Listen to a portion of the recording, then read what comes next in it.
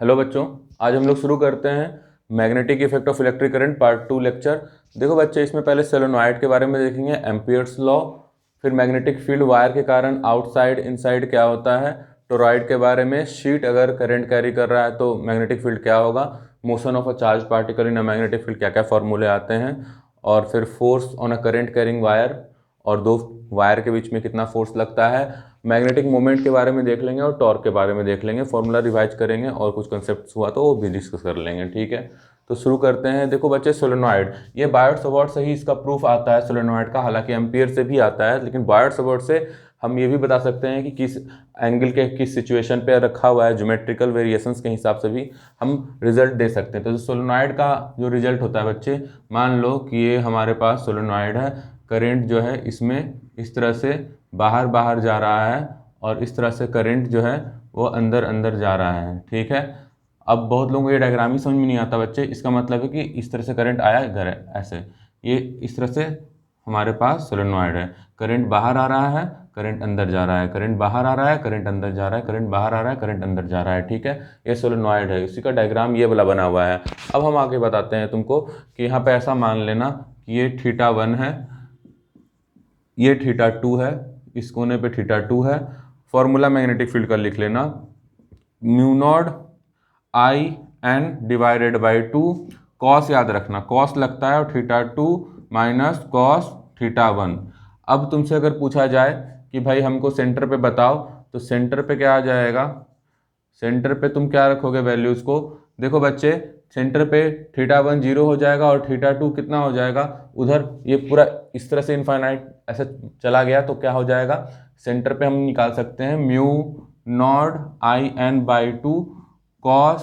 θ2 को क्या लिख दें, θ2 को पाई लिख दो या 180, और कॉस θ1 क्या हो जाएगा, ये 0 लिख दो बच्चे, इसको क्या लिख सकते हैं, mu naught I N by 2, यहाँ पर क्या हो गया -1, यहाँ पर क्या हो गया 1, आगे लिख देंगे तो म्यू नॉट आई एन आ जाएगा, माइनस साइन आ जाएगा। अगर हमको मैग्नीट्यूड निकालना है तो mu naught I n formula होता है, एन क्या होता है, नंबर ऑफ टर्न्स पर यूनिट लेंथ होता है।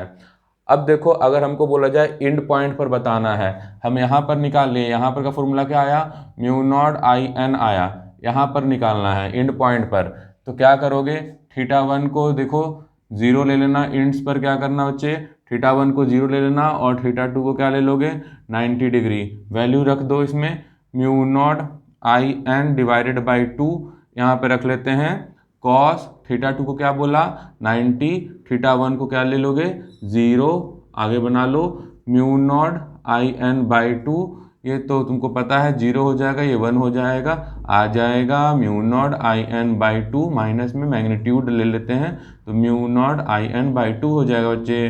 ठीक है, mu naught I N by 2 हो जाएगा, ये याद रख लेना। तो हमारे पास ये सारे फॉर्मूले होते हैं सोलेनॉइड से रिलेटेड। आगे बढ़ते हैं, एन क्या होता है बच्चे, नंबर ऑफ टर्न्स पर यूनिट लेंथ। ठीक है, तो इस फॉर्मूले से तुम्हारा काम हो जाता है और ये स्ट्रक्चर याद रहना चाहिए, θ1 किसको ले रहे हैं और θ2 ऐसे। ठीक है, अब एम्पियर्स लॉ के बारे में बात करते हैं। एम्पियर्स लॉ क्या बताता है, B dot d l equal to mu naught I enclosed, B dot d l कैसे, एम्पियर्स लॉ बताएगा B dot d l is equal to, इसका जो क्लोज्ड लूप में इंटीग्रल होगा म्यू नॉट आई इनक्लोज्ड। ठीक है, अब इसमें हम बात करते हैं इसका एप्लीकेशन क्या है। एप्लीकेशन ये है कि मान लो ये कोई वायर है जो अंदर की तरफ जा रहा है करंट कैरी करके आई, ठीक है, हमको पता करना है कि आर डिस्टेंस पे कितना मैग्नेटिक फील्ड होगा, ये हम पता लगा सकते हैं एम्पियर्स लॉ की मदद से। कैसे लगाएंगे, देखो एम्पियर्स लूप बना लेते हैं, ये जो बनाया ना डॉटेड, एम्पियर्स लूप बना लिया और हम अब लगाएंगे बी डॉट डी एल। अब डी एल की जगह पर क्या लिख देंगे, ये लेंथ कितना है बच्चे, ठीक है ना, ये लेंथ अगर हम देखेंगे 2 पाई आर है, तो इंटीग्रेशन जब करेंगे तो डीएल का इंटीग्रेशन 2 पाई आर हो जाएगा, क्लोज लूप क्लोज्ड इंटीग्रल, और mu naught I enclosed current कितना है, आई मान लिया है ना, आई लिख दो। अब कर लें बी डॉट डीएल का इंटीग्रेशन क्या हो जाएगा 2 पाई आर, और ये हो जाएगा म्यू नॉट आई इनक्लोज्ड। अब क्या लिख लेंगे बच्चे, mu naught I divided by 2 pi r. अरे ये तो रिजल्ट देखा हुआ है, ये तो रिजल्ट बिल्कुल देखा हुआ है, कैसे, ये तो वही बायट-सवार्ट से हमारा प्रूफ आया था मैग्नेटिक फील्ड का, करंट कैरिंग वायर था कोई, है ना, भले ही इसको अंदर जा रहा है, ये अभी सीधा रख देते हैं, क्या फ़र्क पड़ता है। इनफाइनाइट करंट कैरिंग वायर का क्या रिजल्ट आया था, देखो mu naught I divide by 4 pi D आया था इनफाइनाइट के लिए। यहाँ पर sine theta 1 plus sine theta 2 दोनों को 90 रख लिया गया था, ऐसे करके दोनों को 90 रख लिया गया था। और यहाँ पर मैग्नेटिक फील्ड आर डिस्टेंस पे आया था, जिसको डी भी बोल सकते हैं, तो यहाँ पर आर इक्वल टू डी बोल लेते हैं, डिस्टेंस आर। अब क्या हो जाएगा, mu naught I divide by 4 pi r और साइन 90 यहाँ पे 2 हो जाएगा ना बच्चे पूरा मिलाकर, तो यही आंसर आ गया था ना, पहले भी देखा था, तो 2 पाई आर। देखो एम्पियर लॉ का थोड़ा लिमिटेशन ये है कि सिमेट्रिकल स्ट्रक्चर के बारे में हमको बता रहा है। बायोट सवर्ट से हमने देखा था कि थीटा के साथ भी वेरिएशंस अगर दे रखा है तो हम निकाल सकते हैं। एम्पियर सर्किटल लॉ, ठीक है, आगे बढ़ें। देखो एम्पियर सर्किटल लॉ से बच्चे हम लोग वायर के अंदर भी मैग्नेटिक फील्ड निकाल पाएंगे अभी, जैसे कि वायर के बाहर निकाल लेना, एक पतला सा वायर था, आर डिस्टेंस पर निकाल लिए। अब हम वायर को थिक कर लेते हैं, वायर को अगर थिक कर लेंगे, पूरा वायर है जो अंदर की तरफ जा रहा है, ठीक है, ये इस तरह से वायर है बच्चे जो अंदर की तरफ जा रहा है, हमको पता करना है ये आर डिस्टेंस पे, आर रेडियस का वायर है, आर डिस्टेंस से मैग्नेटिक फील्ड बताइए। टोटल करंट जो है आई जो पूरा का पूरा जा रहा है वो करंट आई जा रहा है, तो हम अंदर में ये सर्किट बना लेंगे इस तरह से, और हम क्या कर लेंगे, बी डॉट डी एल का इंटीग्रेशन कर लेंगे म्यू नॉट आई इनक्लोज्ड। अब आई इनक्लोज्ड की जगह पर थोड़ा सा तुमको देखना पड़ेगा। देखो बच्चे current per unit area same रहेगा, तो आई इनक्लोज्ड बाई एरिया इस छोटे वाले का पाई आर स्क्वायर, और आई ये टोटल का टोटल, और टोटल एरिया कितना हो गया, पाई आर स्क्वायर। आई इनक्लोज कितना आ गया, ये पाई से पाई कैंसिल हो गया, और यहाँ पर क्या आ जाएगा, r square by r square, ठीक है। तो I enclose mu naught I enclose की जगह पर हम ये लिख रहे हैं आर स्क्वायर, ठीक है, ये बात समझ गए, आर स्क्वायर, और यहाँ पे आर स्क्वायर ऐसे लिख देते हैं। चलो ठीक है, ये डीएल का क्या करें बच्चे, डीएल का इंटीग्रेशन 2 पाई आर, लूप का इंटीग्रेशन देखो ना, तो 2 पाई आर ही तो होता है, 2 पाई आर कौन सा लेंगे, लूप का, आर स्मॉल आर, तो mu naught I r square by r, ऐसा, ये आर आर कैंसिल हो गया। मैं ज़्यादा प्रूफ नहीं बताने वाला हूँ, बट यहाँ पर ये हम लोग कर सकते हैं, b is equal to mu naught I, ये r हो गया, यहाँ पर आर स्क्वायर आ गया, ये 2 पाई नीचे में लिख लेते हैं, ठीक है, 2 पाई नीचे आया, आर स्क्वायर। तो इसका ग्राफ कैसा बनेगा, ग्राफ ऐसा बनेगा कि अंदर में तो ऐसा चलेगा, आर के प्रोपोर्शनल है अंदर में, mu naught I r divide by 2 pi r square, और बाहर में अभी देखा था mu naught I divide by 2 pi r, ऐसा चलेगा, ठीक है। और सरफेस पे यहाँ पर मैक्सिमम हो जाएगा, ठीक है, mu naught I divide by 2 pi r, ये बात होती है, ध्यान रख लेना। तो एम्पियर से हम ये कर पाए हैं। आगे बढ़ते हैं, सोलेनॉइड का तो तुमको एम्पियर से भी आ जाता है, लेकिन वो सिमेट्रिकल स्ट्रक्चर के केस में आता है, जैसे कि कुछ ऐसा हो जाता है सोलेनॉइड के केस में कि सोलेनॉइड है और हमने एक एम्पियर लूप मान लिया, एम्पियर लूप इस तरह से माना, इसका लेंथ L मान लिया, और यहाँ पर इस तरह से लूप मान लिया, ठीक है। तो B डॉट डी एल का integration is equal to mu naught I enclosed, तो आई इनक्लोज्ड को आई किया, और इस तरह से एक्चुअली ये करंट इसमें जा रहा है, नंबर ऑफ टर्न्स बहुत सारे हैं ना, तो हम यहाँ पे कर रहे हैं नंबर ऑफ टर्न से मल्टीप्लाई, ठीक है। अब क्या है ना, बी डॉट डी एल करेंगे ना बच्चे, तो ये वाला डी एल ही काम आएगा जिसका लेंथ एल है, बाकी ये तो परपेंडिकुलर हो गया मैग्नेटिक फील्ड से, ये भी परपेंडिकुलर हो गया, तो डॉट प्रोडक्ट तो 0 हो जाएगा, और इतना दूर है कि यहाँ पर मैग्नेटिक फील्ड आ ही नहीं पा रहा है, तो हम लोग यहाँ पर केवल इसको इंक्लूड करेंगे, बी और एल लिख लो सिंपल, डी एल का इंटीग्रेशन, यहाँ पर तो एल हो गया ना, 2 पाई आर तो चक्कर में होता है। अब म्यू नॉट आई एन कर लेते हैं, अब क्या करेंगे, म्यू नॉट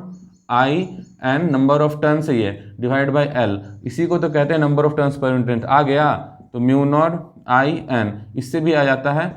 लेकिन ये थोड़ा सा सिमेट्रिकल स्ट्रक्चर्स के लिए देखा जाता है, mu naught I n number of turns पर। टोराइड दिया हुआ है, टोराइड में भी यही करते हैं बच्चे, इस तरह से टोराइड हमारे पास है, करंट भेज रहे हैं अंदर, करंट अंदर भेज रहे हैं, करंट इधर से बाहर निकल के आ रहा है, तो यहाँ पे रेडियस मान लो इसका आर है, तो सिंपल क्या कर लेंगे, हम बीच का ऐसा ले रहे हैं, तो क्या कर लेते हैं, magnetic field B dot D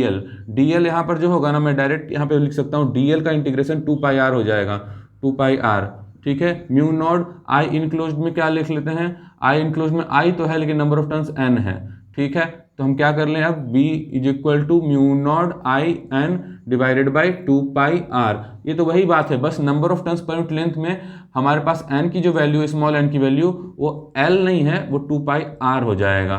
ठीक है, लेकिन हम लिख तो सकते हैं ना, फिर से वही चीज़ लिख देंगे बच्चे। देखो सोलेनॉइड का टोरॉइड का एक ही रिजल्ट है, म्यू नॉट आई एन, बस नंबर ऑफ टर्न्स अलग अलग तरह से समझा जाता है। Mu naught I n number of turns पर यूनिट लेंथ, इसको कह सकते हैं ना भाई, नंबर ऑफ टर्न्स पर यूनिट लेंथ। ठीक है, टोरॉइड की बात हो गई। शीट की बात करते हैं कि एक शीट है, इसका रिजल्ट थोड़ा बस याद रख लो। एक शीट है जो कि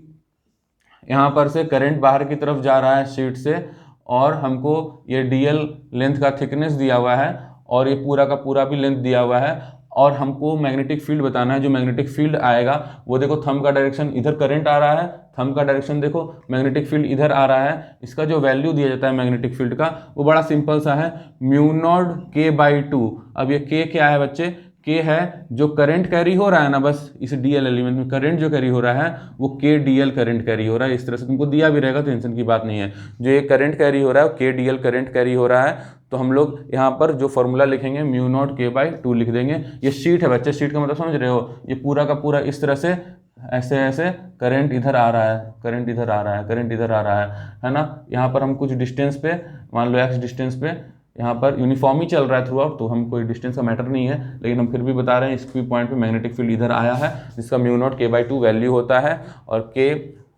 का कैसे समझेंगे कि करंट जो जा रहा है वो k dl करंट जा रहा है। ठीक है, dl थिकनेस है यहाँ पर हमारा। आगे बढ़े, ठीक है, चलो देखो इधर, ये हो गया शीट के बारे में। मोशन ऑफ चार्ज पार्टिकल हम बात करते हैं। एक मैग्नेटिक फील्ड के अंदर हम चार्ज पार्टिकल को मान लो थ्रो कर देते हैं v वेलोसिटी से, तो क्या होता है, अगर हम v वेलोसिटी से मैग्नेटिक फील्ड में किसी भी चार्ज पार्टिकल को थ्रो कर देते हैं तो क्या होता है, वो चार्ज पार्टिकल इसमें घूमने लग जाता है, इस तरह से घूमने लग जाता है। ठीक है, इस तरह से charge particle, positive charge particle जिसको v वेलोसिटी से थ्रो करोगे ना मैग्नेटिक फील्ड के अंदर, वो घूमने लग जाएगा इस तरह से। कैसे, फॉर्मूला होता है, फोर्स जो लगता है अंदर की तरफ, जो फोर्स लगेगा थ्रू आउट, जो फोर्स लग रहा है, जो सेंट्रीपिटल बन के इसको घुमा रहा है, F = Q v×b, बहुत फेमस फॉर्मूला है v×b। देखो ना, v पॉजिटिव चार्ज रहना चाहिए, v तब ये सिंबल हाथ का जो डायरेक्शन से सब सही काम आएगा। v तो इधर है, क्रॉस b अंदर है, क्रॉस मतलब अंदर, फोर्स इधर लगा, देखो v×b v तो इधर ही जा रहा है, v×b, तो ये इस तरह से फोर्स लगता रहा। अब इसका रेडियस कितना होता है, रेडियस ऑफ सर्कुलर पाथ, अगर इसको और मैग्नेटिक फील्ड इस तरह से दे देते तो सर्कल कंप्लीट हो जाएगा। ठीक है, तो ये जो सर्कुलर पाथ आएगा हमारे पास, उस सर्कुलर पाथ का रेडियस कितना होगा वो देखो, r = कितना होगा, mv/qb। जब ये रेडियस बनाएगा बच्चे इस तरह से, ठीक है, क्रॉस ऐसे घूम रहा है, रेडियस r बना रहा है, तो Q जो है ये V से जा रहा है, तो मास भी इस पार्टिकल का कुछ m ले लेते हैं, और अब बोलते हैं कि R = mv/qb हो जाएगा। ठीक है, कुछ खास बात नहीं है, प्रूफ नॉर्मली सा होता है इन सब का, कि जैसे सेंट्रीपिटल फोर्स को तुम इक्वेट कर दो ना, ये हमारा जो फोर्स आया है, जैसे कि हम लोग कह सकते हैं QV×B, अभी बोला था QV×B, और V और B तो देखो 90 डिग्री पे, वेलोसिटी इधर जा रहा है, मैग्नेटिक फील्ड अंदर है, मतलब इसके साथ ये चीज़ तो हमेशा 90 डिग्री बनाएगी ना। ये देखो 90 डिग्री, मैग्नेटिक फील्ड अंदर जा रहा है और ये वेलोसिटी इधर है, तो QVB फोर्स लिख दिया, और mv²/r से इक्वेट कर दोगे तो तुम्हारा रेडियस का फॉर्मूला आ जाएगा। ये v कट गया, R = mv/qb। टाइम पीरियड का भी फॉर्मूला आ जाता है, तो ये फॉर्मूला याद रखना है तुमको। टाइम पीरियड का जो फॉर्मूला होता है 2πm/qb होता है। Time period = distance by speed, distance 2πr, speed v से हमारा ये फॉर्मूला आ जाता है। Time period = 2πm/qb। अब फ्रीक्वेंसी निकालने बोल दे, 1/टाइम पीरियड कर लोगे, और 2πf क्या होता है, 2πf ओमेगा एंगुलर फ्रीक्वेंसी। ठीक है, इतने से तुम्हारा काम बहुत आराम से हो जाता है। बस डायरेक्शन का ध्यान रखना। इलेक्ट्रॉन अगर रहेगा, पॉजिटिव चार्ज नहीं रहेगा बच्चे, तो इधर घूम जाएगा। इलेक्ट्रॉन नहीं रहेगा, पॉजिटिव चार्ज रहेगा तो इधर घूम जाएगा, फॉर्मूला वही चलेगा। ये पॉजिटिव चार्ज के लिए हमारा आता है QV×B। ठीक है, तो ऐसे करो, V और B को क्रॉस करो, जो ये थंब का डायरेक्शन है वो फोर्स का डायरेक्शन है। ठीक है, ध्यान रहेगा। और पॉजिटिव चार्ज नेगेटिव चार्ज का ध्यान रखना, नेगेटिव चार्ज में उल्टा घूम जाएगा। तुम निकालो पॉजिटिव के लिए, नेगेटिव है तो खुद उल्टा समझ सकते हो, खुद से सोच सकते हो उतना। अब देखो ये चीज़ हो गया। हम एक चीज़ नोटिस कर रहे हैं कि QV×B में बच्चे तुमको ना V×B का मतलब क्या हो गया, V और B के बीच में डायरेक्शन भी मैटर करता है। मान लो मैग्नेटिक फील्ड इधर है और वेलोसिटी भी इधर ही दे दिए हो, अंदर नहीं है मैग्नेटिक फील्ड, तो थीटा कितना हो गया, 0 हो गया, तो फोर्स लगेगा, नहीं लगेगा, फोर्स 0 हो जाएगा, क्योंकि v क्रॉस बी जैसे ही करेंगे ना, क्यू वी बी और साइन 0 करना पड़ेगा, तो खत्म हो जाएगा। ठीक है, पैरेलल के केस में एंटी पैरेलली फेंक देंगे तब भी 0 ही, मतलब कहने का 180 डिग्री आ जाएगा, तो फिर से हमारा फोर्स 0 ही हो जाएगा। ये सब याद रख लेना। अब किसी एंगल पे थ्रो करते हैं, तो देखो क्या होता है बच्चे, मान लो मैग्नेटिक फील्ड है ऊपर की तरफ और हम कुछ वेलोसिटी से एंगल पे थ्रो कर दिए वी को, तो होगा क्या, इसका दो कंपोनेंट तुम तोड़ सकते हो। एक हो जाएगा, मान लो ये हमारा प्लेन है, इस तरह से ये हमारा प्लेन है, तो यहाँ पर हो जाएगा परपेंडिकुलर कंपोनेंट, ये हो जाएगा पैरेलल कंपोनेंट। यहाँ पर इस तरह से ये घूमते हुए तुम्हारा जाएगा, ये v परपेंडिकुलर को लिख सकते हो v साइन थीटा, और v पैरेलल को लिख सकते हो v कॉस थीटा। ठीक है, तो परपेंडिकुलर इसको घुमाता रहेगा घुमाता रहेगा घुमाता रहेगा, इस तरह से ये आगे बढ़ता चला जाएगा। और यहाँ पर हम यहाँ से यहाँ तक का डिस्टेंस ले सकते हैं, इसको पिच कहते हैं, कि एक सर्कल ऊपर जाने में कितना डिस्टेंस कवर किया, ये पिच क्या हो जाएगा। देखो v cos थीटा हमेशा जो है ना कांस्टेंट है, तो डिस्टेंस क्या होता है, स्पीड इंटू टाइम होता है, तो v parallel into time, time तो तुमको पता है, टाइम का फॉर्मूला वही होता है, टाइम में देखो ना कोई थीटा का चक्कर ही नहीं होता है, 2πm/qb। तो यहाँ पे v पैरेलल की जगह v cos थीटा रख दोगे, टाइम पीरियड जो पिच आ जाएगा तुम्हारा वो क्या हो जाएगा, हेलिकल पाथ कहते हैं इसको, ये हो गया, ऐसा लिख दिया 2πm/qb। अब रेडियस का फॉर्मूला क्या होगा, वही होगा mv perpendicular by qb, v perpendicular लिख लेना होता है, v परपेंडिकुलर लिख लोगे तो आराम से तुम v साइन थीटा लिख सकते हो, m v sine theta by qb। ये हमारा हेलिकल पाथ में इस तरह से चला जाएगा, क्योंकि हमारा ये कुछ ना कुछ तो कंपोनेंट आ गया ना, तो चक्कर कटता रहेगा, इससे गोल गोल घूमता रहेगा, लेकिन ऊपर भी जा रहा है ऊपर भी जा रहा है, क्योंकि v cos थीटा ऊपर दे रखा है तुमने, तो वो तो जब तक इस डायरेक्शन में फोर्स नहीं लगेगा वेलोसिटी कांस्टेंट रहेगी, v cos थीटा से आराम से ऊपर जाएगा, इसलिए distance is equal to speed into time, uniform motion का फॉर्मूला लगा दिया ऊपर की तरफ। ठीक है, आगे बढ़ें। देखो ये हो गया मोशन ऑफ चार्ज पार्टिकल, और अब देखते हैं force on current carrying wire placed in a magnetic field. अगर हम कोई करंट कैरिंग वायर को मैग्नेटिक फील्ड में रख देते हैं, ये देखो करंट कैरिंग वायर था I, लेंथ इसका L था, मैग्नेटिक फील्ड में रख दिया, इस पर फोर्स लगता है, कितना फोर्स लगता है, F is equal to I L cross B, simple formula हो गया, F is equal to I L cross B। देखो ना L और B तो अंदर है, तो L क्रॉस B किधर लग गया, फोर्स, फोर्स लग गया इधर। ठीक है ना, F is equal to I L cross B कर लेंगे। अब इसको फ्लेमिंग लेफ्ट हैंड रूल से भी निकालते हैं, कोई बहुत बड़ी बात नहीं है ना, क्रॉस प्रोडक्ट से भी बहुत आराम से आ ही रहा है। फ्लेमिंग लेफ्ट हैंड रूल, पहले तो लेफ्ट हैंड यूज़ करो, और फ्लेमिंग लेफ्ट हैंड रूल में तुम इस तरह से म्यूचुअली परपेंडिकुलर रख लो, और याद रखना 4 फिंगर, F फॉर 4 और F फॉर फील्ड। ठीक है, तो इस तरह से याद रख लो, ये फील्ड को तुम इस तरह से अंदर रखो, और ये जो मिडिल फिंगर में I आता है ना, MIDDLE, ये करंट हो गया, करंट इधर जा रहा है, देखो फोर्स ऊपर लगेगा। ठीक है, मोशन या फोर्स, थंब मतलब मोशन, और मोशन किधर होगा, जिधर फोर्स लगेगा। तो तुम ऐसे बना सकते हो कि हमारे पास ये थंब आ गया, और इधर हमारा ये अंदर की साइड तो 4 फिंगर आया, और ये मिडिल फिंगर आया। ठीक है, और इस तरह से तुम बना सकते हो, इस तरह से स्ट्रक्चर एक बना लिया कि भाई ये हो गया, ऊपर की साइड में क्या आ गया, ये ऊपर की साइड में हमारा आ गया थंब, दिख रहा है तुमको, थंब का मतलब हो गया लेफ्ट हैंड से ही करना है, थंब मतलब हो गया motion, M for motion, motion मतलब फोर्स, और F का मतलब फील्ड याद रखोगे, 4 फिंगर मतलब फील्ड,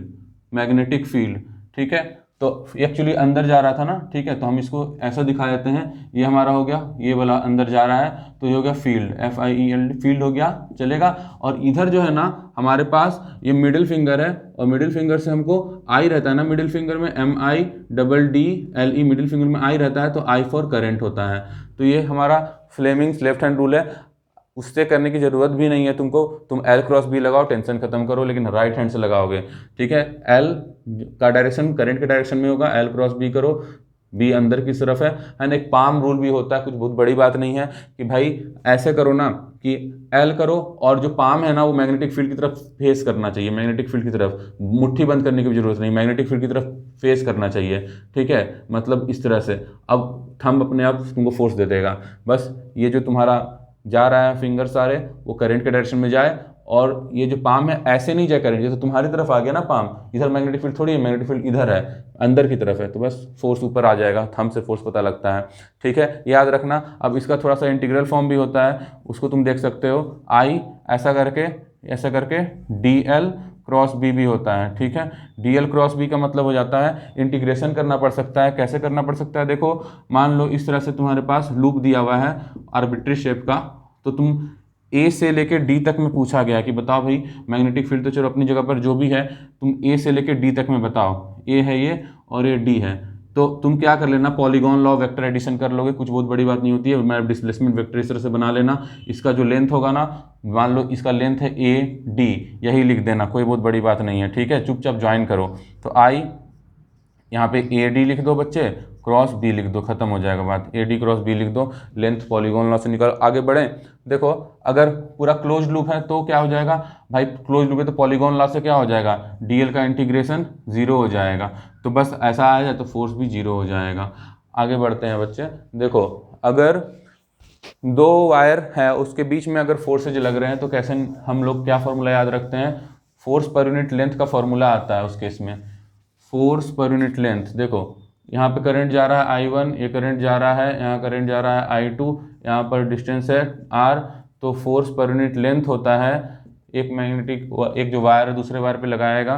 म्यू नॉट